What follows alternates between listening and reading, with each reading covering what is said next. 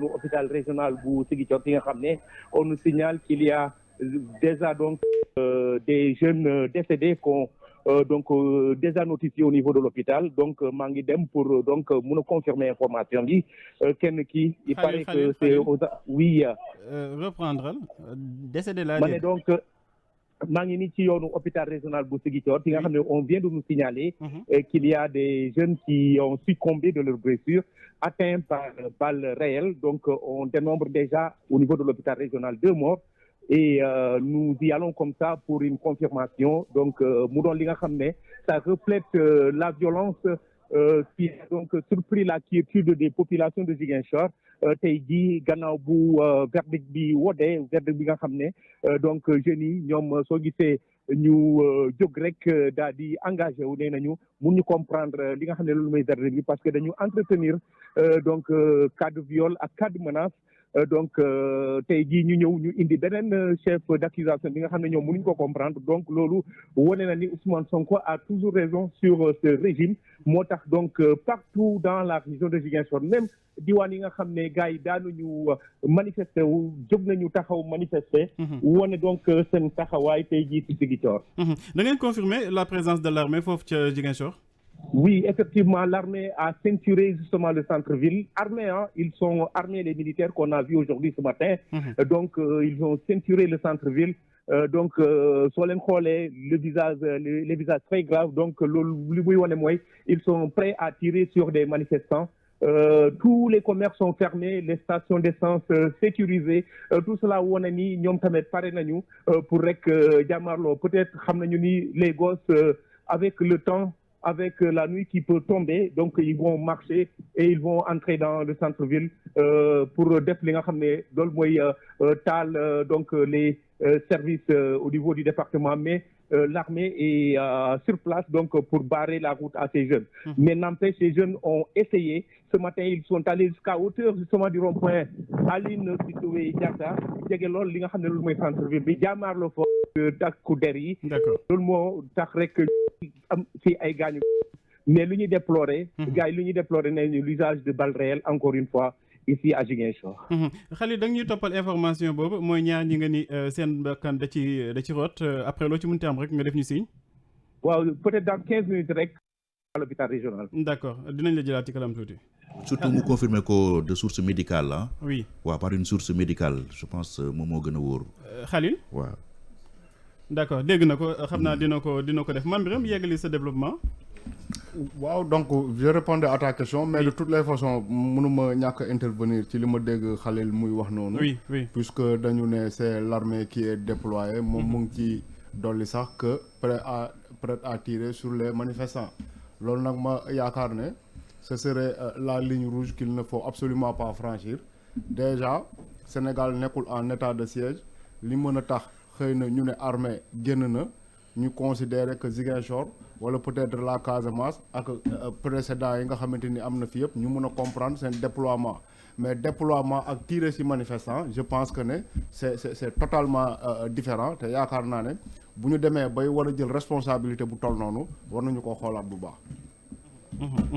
Cheikh yaa ngi dégg li jot a xew ci réew mi di ay manifestations yoo xamante ni juddu na après verdict bi nga xamante ni moom Ousmane Sonko dañ ko mujj daan 2 ans ferme parce que dañu dem ci requalification des faits déjà yow mii di juriste lan mooy requalification des faits.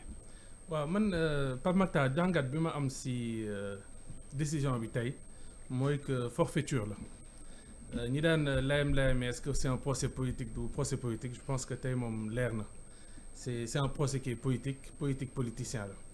parce que je pense que def naa bac+7 en droit oui jàng naa Sorbonne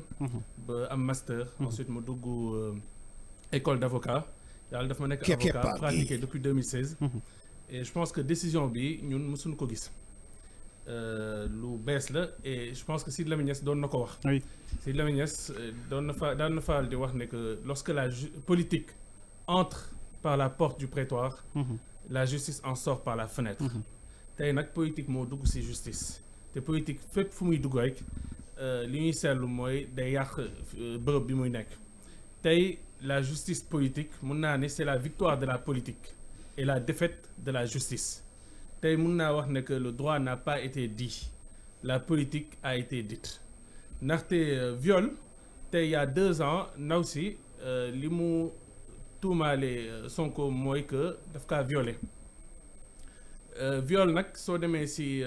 code pénal ñaari condition lay teg mooy tout acte de pénétration benn donc il faut que mu am une relation sexuelle rapport ñaareel bi mu am aussi une absence de consentement ñu jox la ay critères mun na nekk violence mun na nekk contrainte mun na nekk menace wala surprise depuis 2 ans musuñu wone que y a acte de pénétration Sonko ci boppam musu ko avoué donc y a acte de pénétration fii nii amul en tout cas loolu moo tax sax ñu écarter viol donc dès lors que le viol a été écarté dès lors que menace de mort tamit écarté nañ ko mooy que ndaw si kii plaignante bi li mu wax yëpp du dëgg kon mënoo ñëw ne li nga wax yëpp du dëgg ba pare ñooy